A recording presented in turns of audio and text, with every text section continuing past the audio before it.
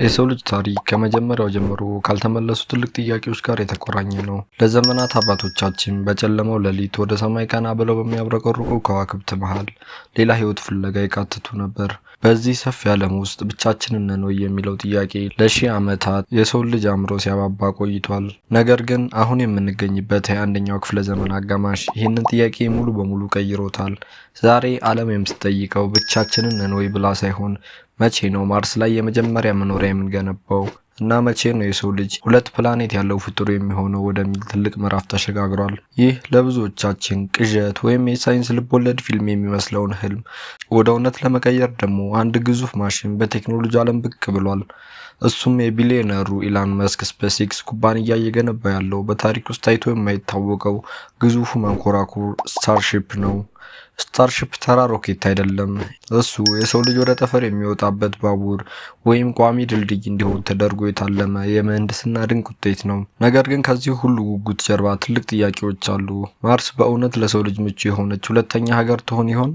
ወይስ ይህ ጉዞ በቢሊዮነሮች መካከል የሚደረገው ሌላኛው የሀብትና የዝና ሽሚያ ወይንም ደግሞ በከንቱ የሚፈስ የቢሊዮን ዶላር ቅዠት ነው? በማርስ ላይ ያለው ጨረር፣ ቅዝቃዜና አደገኛ አየር ሁኔታ በሰው ልጅ ላይ ምን አይነት ፈተና ይጋርጣል? ዛሬ በሞደርን ፋክት የዩቲዩብ ቻናላችን ዓለምን እያስደመመ ያለውን የስታርሺፕ ቴክኖሎጂ ሚስጥር፣ የማርስን የወደፊት እጣ ፈንታና የሰው ልጅ የጠፈር ስልጣኔን ለመመስረት የሚያደርጉት እልህ አስጨራሽ ትግል በጥልቅ እንመረምራለን። ለዚህ የዩቲዩብ ቻናል አዲስ ከሆናችሁ ሰብስክራይብ በማድረግ እንድትጀምሩ እየጋበዝኳችሁ ወደ ዝርዝሩ አልፋለሁ።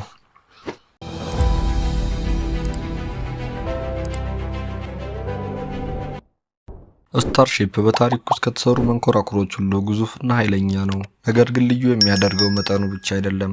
እንደ ሶፍትዌር ኢንጂነርነታችን የዚህ ማሽን ሪዩዛቢሊቲ ወይም ተደጋጋሚ አጠቃቀም ቴክኖሎጂ ስንመለከት የሚደንቅ የምህንድስና ጥበብ እናገኛለን። ይህ እጅግ ዘመናዊ ቴክኖሎጂ ግልጽ ለማድረግ በሚከተሉ ቁልፍ ነጥቦች ላይ ከፋፍለን እናየዋለን። የመጀመሪያው ተደጋጋሚ አጠቃቀም ወይም ፉል ሪዩዛቢሊቲ የሚለው ነው።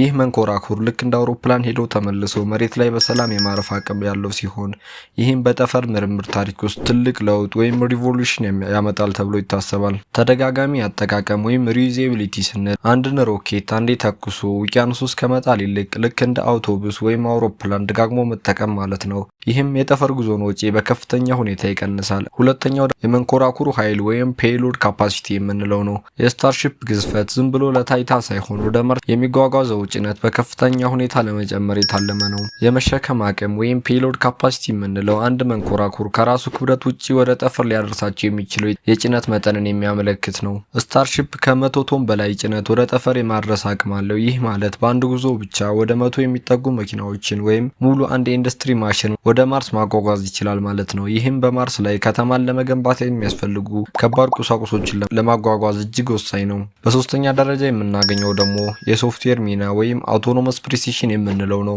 እንደ ሶፍትዌር ኢንጂነርነታችን ስታርሺፕ መሬት ላይ በቁም ሲያርፍ ወይም ቨርቲካል ላንዲንግ ሲያደርግ የምናየው አስደናቂ ትዕይንት ከጀርባው ያለው የሶፍትዌር ውጤት ነው። አውቶኖመስ ፕሪሲሽን የምንለው መንኮራኩሩ በከፍተኛ ፍጥነት እየወረደ ባለበት ወቅት በሰከንድ ሽርፍራፊ ውስጥ አቅጣጫን አስተካክሎ እንዲያርፍ የሚያደርገው የኮምፒውተር ስልት ቀመር ወይም አልጎሪዝም ነው። ይህ ልክ አንድ እርሳስ በጫፉ መሬት ላይ እንዲቆም አድርጎ እንደመጣል ነው። ስታርሺፕ ይህን የሚያደርገው ልህቀት ባላቸው ሴንሰር እና የሪል ታይም ዳታ ፕሮሰሲንግ አማካኝነት፣ ይህም ጦርነት በመረጃ እንደሚመራው ሁሉ የጠፈር ጉዞ በሶፍትዌር ጥራት ላይ የተመሰረተ መሆኑን ያሳየናል። ይህ ስታርሺፕ የሚያሳየው የምህንድስና ብቃት የሰው ልጅ ወደ ማርስ የሚያደርገው ጉዞ ከህልምነት ወደ እውነትነት እየተቀየረ መሆኑን ነው። በማርስ ላይ ከተማ መገንባት ከምድር ተነስቶ ሮኬት ከመተኮስ እጅግ የላቀና ውስብስብ ፈተና ነው። ይህ ሂደት የሰው ልጅ ህልውና ለማስቀጠል እጅግ የላቁ የምህንድስና ስራዎችን ይፈልጋል። በማርስ ላይ የሚገነባው ከተማ የሚያስፈልጉትን የላይፍ ሰፖርት ሲስተም ወይም የህልውና ድጋፍ ስርዓቶች እንደሚከተለው በዝርዝር እንመለከታቸዋለን። የመጀመሪያው ኦክሲጅንና ውሃ ነው። በማርስ አየር ውስጥ የሰው ልጅ ሊተነፍሰው የሚችል ኦክሲጅን የለም። ይልቁንም 95% የሚሆነው አየር ካርቦን ዳይኦክሳይድ ነው። ስለዚህ ቴክኖሎጂን በመጠቀም ከአካባቢው አየር ኦክሲጅን የማምረት ስራ ይሰራል። በዚህ ሂደት ውስጥ የንጥረ ነገር ለውጥ ወይም ሪሶርስ ትራንስፎርሜሽን የሚለውን ሂደት እንጠቀማለን። ይህም ማለት በማርስ ላይ የሚገኘውን ጥቅም የሌለውን ጋዝ ወደ ጠቃሚ ጋዝ የመቀየር ሂደት ነው።